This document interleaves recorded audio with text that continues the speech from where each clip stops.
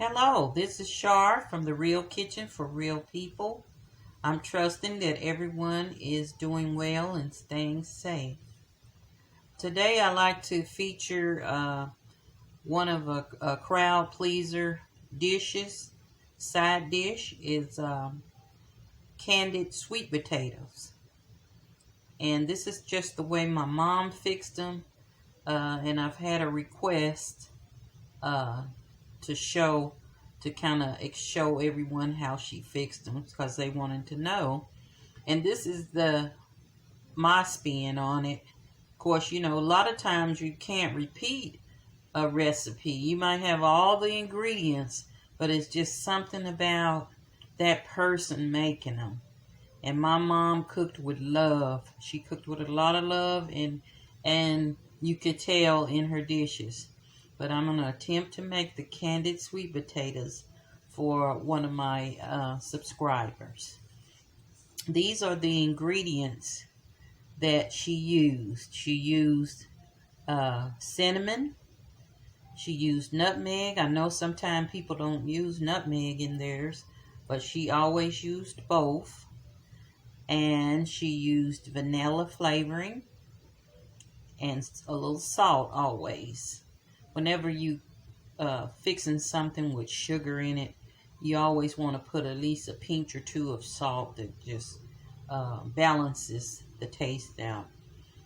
So in this bowl, she has, we have 1/3 cup of white sugar,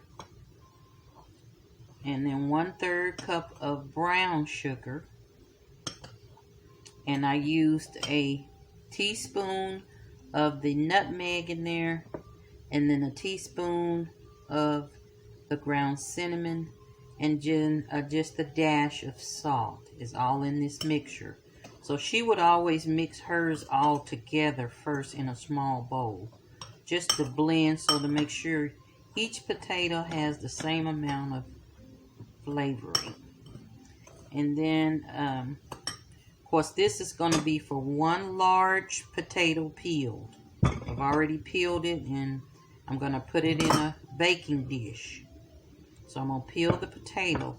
And what she'll do, she would always say, do not put too much water in your potatoes. So I'm just going to put 1 tablespoon of water in the bottom of this baking dish. And now I'm going to cut up the potato in small pieces. And you can cut your potatoes how you want to cut them. But my mom would always cut them like this. So I'm going to she would cut them like that. And just cut them, and don't make them real chunky. Just see about that width. And just cut these all up in your baking dish. Okay. I cut my potato in half. See? Okay. And this is the first half that I'm cutting in these pieces. Okay. And you kind of spread them out in your baking dish. And what you want to do at this point, you spread them out in your baking dish. Now you want to take some of your mixture and just sprinkle it over your potatoes. Like that. Just sprinkle it over the potatoes. About 4 of these tablespoons like that.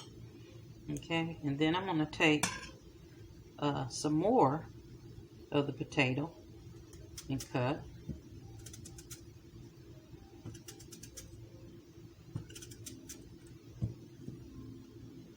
So I like to add a little of the sugar mixture at a time. That ensures that each potato is flavored. Okay. And if you like them round, some people make theirs round, but I kind of like them like this. Is the way she made them. So, and I got a little bit in there. So now I'm going to sprinkle a little bit more sugar on there, sugar mixture. And mind you now, if you're diabetic, you just have to be careful when you fixing these dishes to fix them according to your diet plan. You can get use Splendor or whatever, honey, or whatever you need to use. But I'm just making these because this is, I'm showing you this recipe is because it was requested. Jules candied sweet potatoes. Okay, and I'm gonna finish up my potato.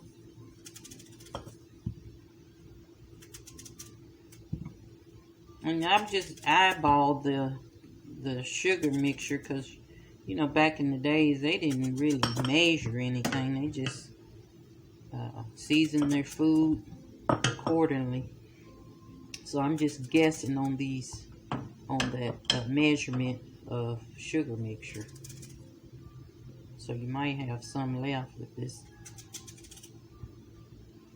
recipe, some of your candied sugar mixture.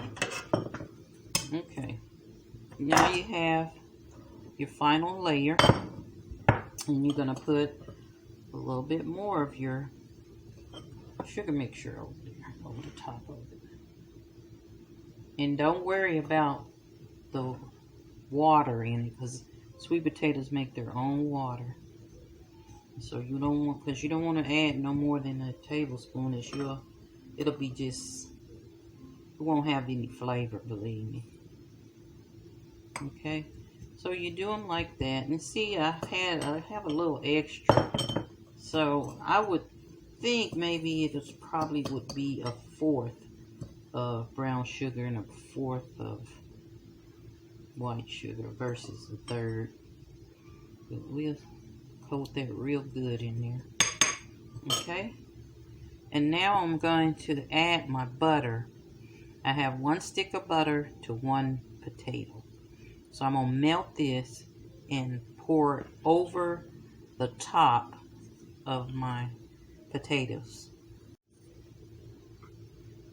Okay, I melted my butter in the microwave till it's good and melted. And then I just drizzle that over the top of the potatoes. Okay, and you're gonna have your oven on 350. Now some recipes, they cook the potatoes first, which I guess it cuts down on the cooking time.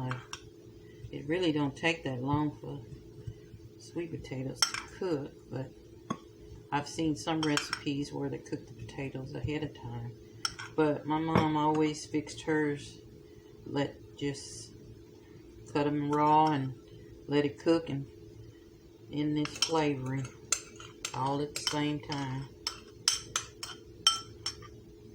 And also she would add just probably a half a teaspoon of vanilla.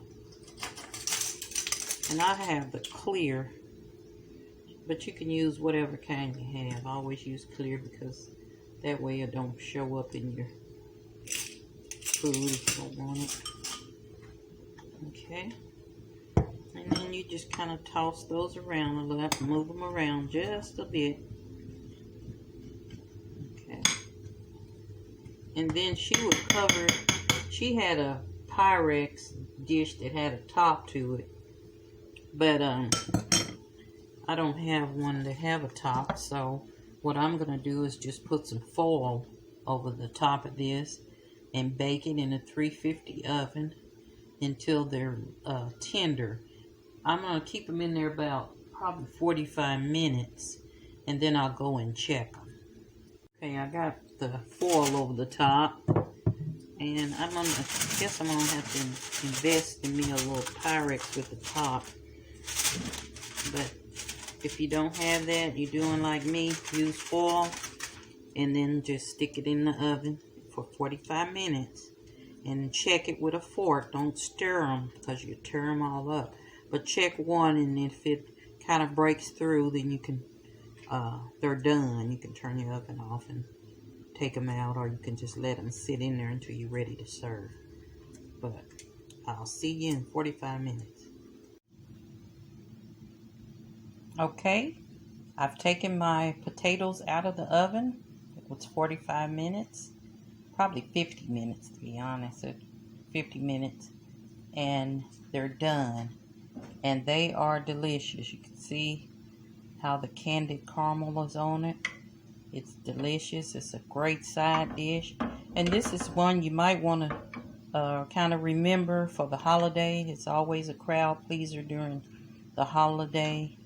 And it's simple to make and easy to make. So this is my mom's recipe that my subscriber was requesting. So this is the steps that you take. And like I said, it's nothing like mom's recipe to me. I mean, when she fixed it. But these are the ingredients, and you just have to play with it to accommodate your own taste buds. Okay, so I hope this satisfies you, and you get ready and practice it for the holidays that's coming up. And be sure to comment down below if you have a comment about it, how it turns out.